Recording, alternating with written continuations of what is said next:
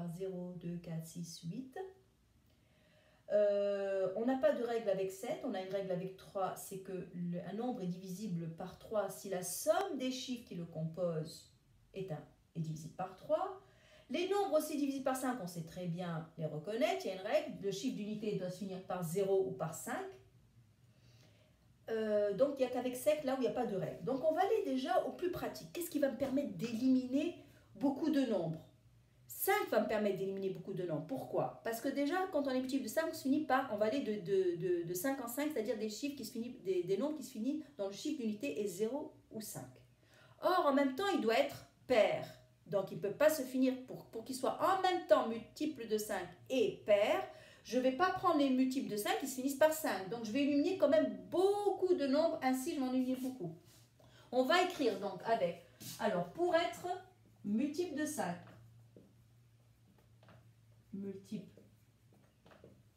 multiple de 5, il faut un chiffre des unités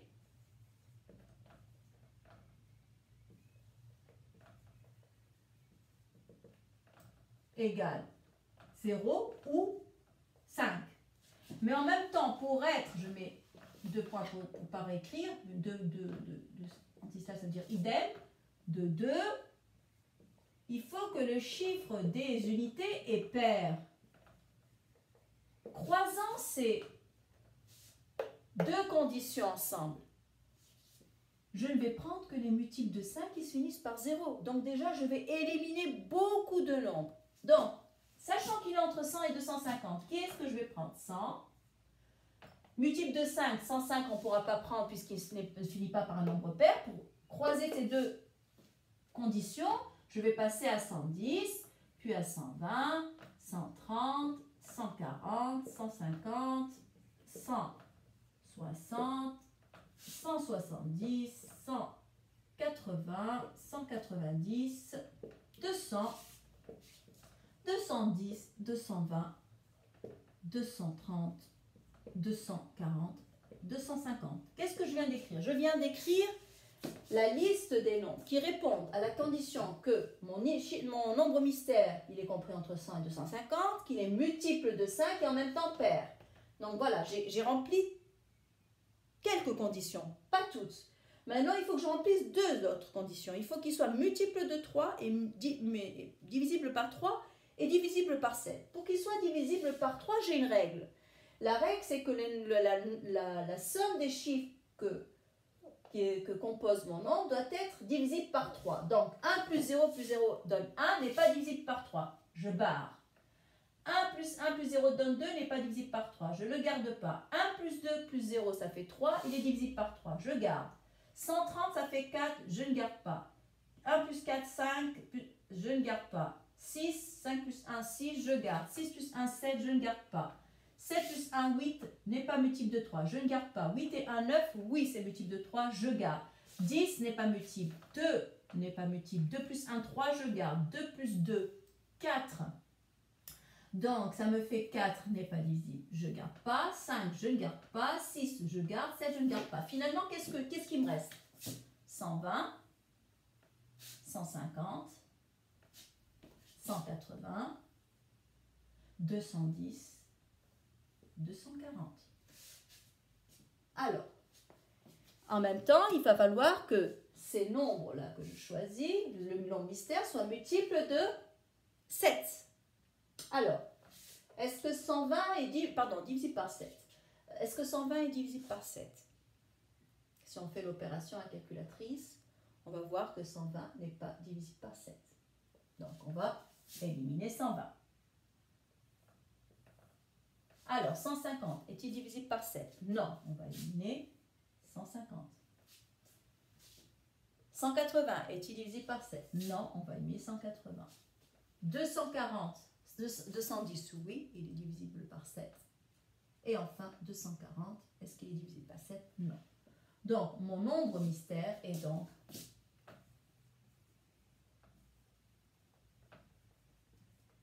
mystère est 210. Donc là, je ne dis pas que c'est la seule démarche possible, c'est l'une des démarches possibles pour résoudre cet exercice-là. C'est vrai qu'avec les outils que vous avez au niveau de troisième, c'est une démarche qui est pas mal, celle-ci, qui est assez courte. Avec plus d'outils, on peut démontrer qu'en fait, que lorsque on sait qu'un nombre, il est en même temps pair, c'est-à-dire divisible par 2, il doit être divisible par 7, par 3 et par 5, et ces 4 critères-là de divisibilité sont des nombres qui, eux, entre eux, sont premiers. Donc, le plus petit nombre qu'on puisse composer, qui obéissent à ces 3 critères-là, ce serait le minimum, ce serait de faire le calcul il doit être divisible donc par 2, et par 5, on fait 2 fois 5, donc 10, fois 3, fois 7. Donc, le plus petit nombre qu'on retrouve, c'est bien 210. Donc, 210, c'était le plus petit nombre possible qui répond à ces critères-là de divisibilité. Parce que 2, 3, 5 et 7 étaient déjà premiers entre eux. Et pour qu'il y ait tous ces critères-là, divisibilité, ça donnait le produit de tous. Mais c'est un outil que vous n'avez pas encore, c'est pas un outil que vous pouvez utiliser. Mais ça, c'était une démarche possible pour résoudre l'exercice. Donc, on va passer à l'exercice numéro 6.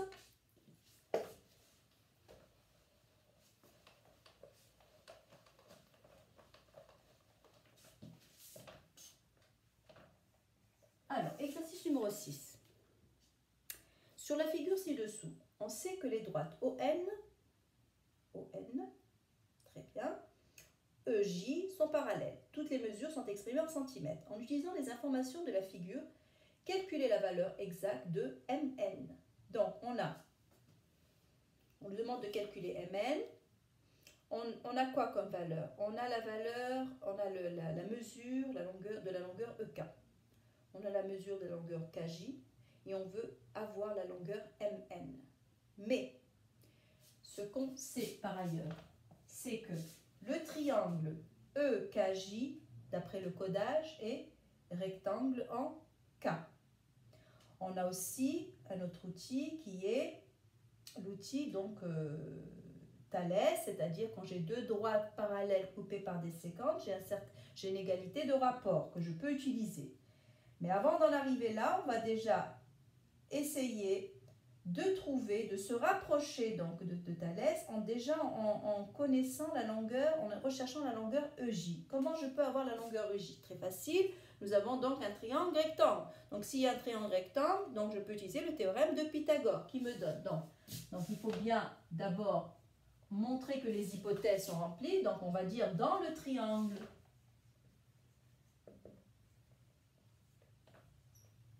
EKJ, rectangle en K,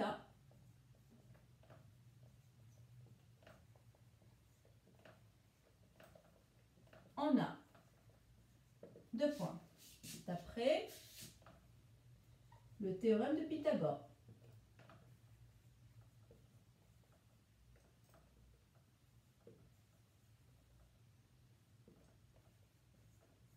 Alors, d'après le théorème de Pythagore, qu'est-ce qu'on peut dire? On peut dire donc l'hypoténuse au carré, la valeur de l'hypoténuse au carré, c'est l'hypoténuse ici, c'est EJ carré. EJ carré, c'est égal à KE carré plus KJ carré. Donc, ça nous fait EJ carré égale. Alors, ça nous fait KE au carré, 7 au carré, plus 24 au carré. Qui nous font donc 49 plus 24 au carré, donc on va faire le calcul, ça nous fait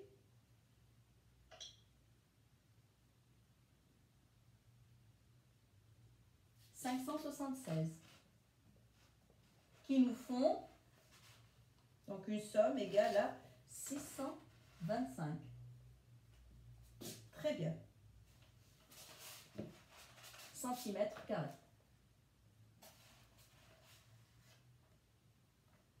Alors, donc, EJ carré est égal à 625 cm². Donc, si on va prendre la valeur EJ, donc sera égal à racine carrée de 625, qui nous font 25 cm. Donc, maintenant, nous connaissons la longueur EJ. Donc, EJ, on l'a retrouvé. C'est une étape intermédiaire qui va nous permettre de calculer la valeur exacte de Mn. Donc, maintenant, EJ est donné. On sait donc que Voilà, donc je vais noter EJ est égal à 25 cm. On va rechercher maintenant la longueur MM.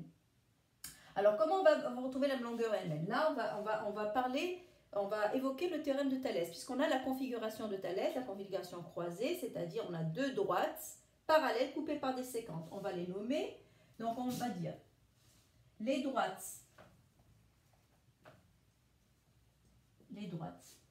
MN ou bien EN, c'est la même chose, et OJ sont séquentes, elles sont séquentes en M et coupées par les parallèles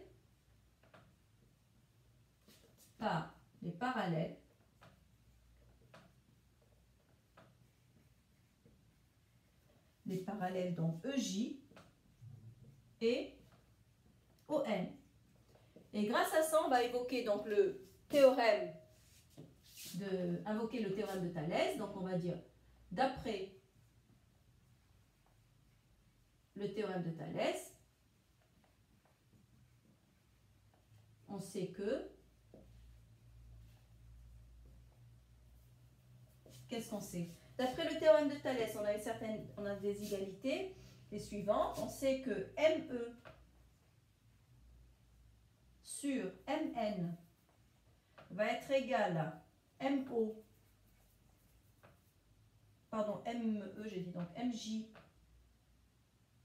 sur MO, qui va être égal à EJ sur ON. Donc ça, ce sont des égalités qui sont données, des relations qu'on retrouve grâce au théorème de Thalès. Alors, on va utiliser parmi les deux égalités, donc cette égalité-là. Nous, on recherche MN, on connaît EJ maintenant, puisqu'on l'a recherché ici, on connaît ON, donc je vais utiliser cette partie-là, puis cette partie-là qui fait intervenir MN, c'est la valeur qu'on nous demande de rechercher. Donc on va reprendre cette égalité-là, parmi les égalités, on va prendre ça. Donc on peut dire que, d'après ce qui précède, que ME sur MN est égal à EJ sur ON, ce qui nous donne, alors ME était donné, donc ME est égal à 19. MN était la valeur qu'on recherchait. EJ, on l'a recherché précédemment, égal à 25. Enfin, ON, qui est égal à 5. Donc, de cette égalité-là, on va en tirer que MN va être égal à, donc, 19 fois 5 sur 25. Ce qui me fait donc 19, 5 sur 25, on peut simplifier, 19 sur 5, qui me donne, donc je fais le calcul, alors 19 sur 5, 3,8. Donc on vient de démontrer que MN est égal à 3,8 cm.